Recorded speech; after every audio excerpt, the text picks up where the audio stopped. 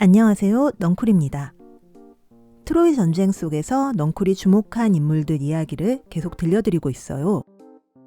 카산드라, 헬레나, 그리고 아가멤논의 가족사를 들려드렸죠.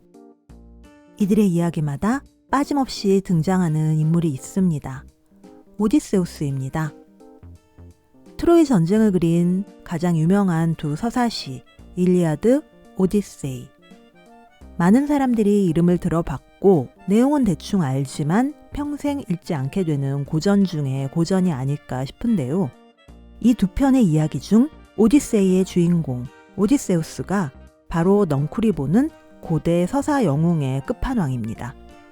트로이 전쟁의 시작과 끝은 모두 오디세우스의 이야기라고도 할 수 있어요. 왜 그럴까요? 트로이 전쟁은 분명 파리스의 심판과 헬레나의 납치로 시작됐다고 했는데 말이죠. 헬레나의 아버지가 헬레나의 남편감을 고르던 이야기 기억하시나요? 당대 최고 미녀인 헬레나와 결혼하고 싶어 했던 후보가 무려 99명이었는데요. 신랑은 한 명밖에 될 수 없으니 나머지 모두를 적으로 돌리게 되는 것이 헬레나 쪽의 걱정이었습니다. 이때 오디세우스가 헬레나의 아버지에게 팁을 줬습니다. 구혼 경쟁에 참여하려면 결과에 무조건 승복하고 헬레나를 뺏으려는 사람이 나타나면 서로 돕도록 동의하는 서약을 하게 만든 거예요. 오디세우스가 구혼 경쟁에 나서지 않고 이렇게 측면 공격을 하며 노린 건 무엇이었을까요? 그는 이 팁의 대가로 헬레나의 사촌인 페넬로페와 결혼합니다. 경쟁률이 너무 높은 헬레나는 그냥 관둬버리고 헬레나 못지않게 좋은 상대인 페넬로페로 일찌감치 노선을 바꿔버린 거예요. 너무 영리하지 않나요? 오디세우스가 페넬로페와 결혼하여 첫 아이 텔레마코스를 얻고 한창 행복한 결혼 생활에 빠져있을 무렵, 이번엔 그가 부인을 얻기 위해 내세웠던 그 조건 때문에 트로이 전쟁에 말려들게 됩니다. 헬레나가 트로이의 왕자 파리스에게 납치당했고 헬레나의 남편 스파르타의 왕 메넬라우스가 약속을 상기시키며 전쟁을 독려했거든요. 오디세우스의 특징은 명예욕이나 인정 욕구가 없다는 거예요. 그는 당연히 전쟁에 나가고 싶지 않았습니다.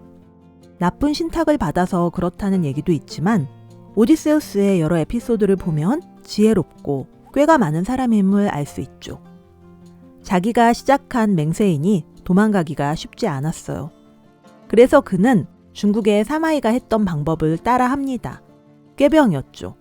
미친 척을 하느라 밭에 씨앗 대신 소금을 뿌렸고 소 대신 스스로 쟁기를 덮어 쓰고 밭을 갈았다고 하네요. 이를 이상하게 본 사람들이 그의 아들 텔레마코스를 오디세우스 앞에 놓았고 아들 앞에서 멈춰선 그는 제정신임이 밝혀졌습니다.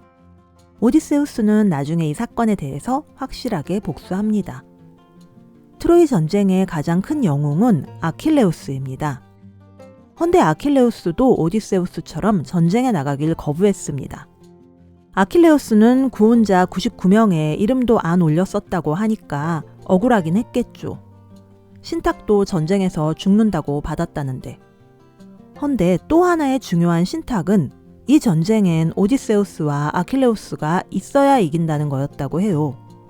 아킬레우스는 전쟁을 피하기 위해 여장을 하고 은신해 있었습니다. 이곳에 오디세우스가 박물 장소로 위장하고 나타났습니다. 다른 여자들이 액세서리나 화장품, 옷감 등에 관심을 보일 때 아킬레우스만이 무기에 관심을 보여서 딱 들켜버렸다고 해요. 이렇게 오디세우스 때문에 그는 전쟁에 끌려가게 됐지만 아킬레우스는 오디세우스에게 복수하지 않았습니다.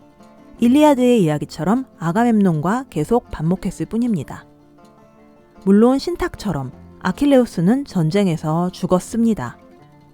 오디세우스는 막상 전쟁에선 가장 큰 존재감을 드러냈습니다. 그는 용맹한 전사였고 신중하고 현명한 책사였어요. 뛰어난 언변을 필요로 하는 모든 임무를 맡았습니다. 일리아드는 아가멤논과 아킬레우스의 갈등에 대한 이야기인데 이들의 중재도 오디세우스가 맡았습니다. 트로이 목마도 오디세우스의 아이디어였어요. 트로이 내부 사정을 염탐하러 성 안에 들어갔다가 헬레나에게 들켰지만 그녀를 설득하여 살아 돌아오기도 했어요. 이에 대한 보답으로 헬레나가 첫 남편 메넬라오스에게 맞아 죽을 뻔했던 순간 오디세우스가 말려줬다는 설도 있습니다. 결국 전쟁에서 승리한 그리스 연합군. 그러나 대부분의 사람들이 고향으로 돌아오지 못했습니다. 오디세우스는 고향으로 돌아가 사랑하는 페넬로페와 감격적인 재회를 하게 됩니다. 고난 끝에 고향으로 돌아갔으나 부인에게 살해당한 아가멤논과 대비되는 결말입니다. 물론 오디세우스는 고향에 조금 더 힘들게 돌아가긴 했지만요. 전쟁이 끝난 후 오디세우스가 고향으로 돌아가며 겪는 10년간의 방랑기가 바로 서사시 오디세이입니다. 여기엔 우리에게 익숙한 많은 이야기들이 들어있어요. 그리스 로마 신화에 나오는 수많은 영웅 중 최고의 히어로. 이건 넝쿨만의 생각은 아닌 듯 합니다. 오디세우스 전설은 오디세이아를 포함 수많은 창작의 원류가 되었고 스토아 철학자들은 오디세우스를 지혜로운 자의 전형이라 말하기도 했습니다. 오디세우스란 이름의 뜻은 노여워하는 자라고 합니다. 엉뚱한 이름인데요. 오디세이아에 따르면 그가 태어났을 때 외할아버지가 방문했고 방문할 당시에 화가 많이 나 있었기에 외손자에게 그런 이름을 지어줬다고 하네요. 오디세우스는 지혜로운 사람이지만 우직한 것과는 거리가 먼 영웅입니다.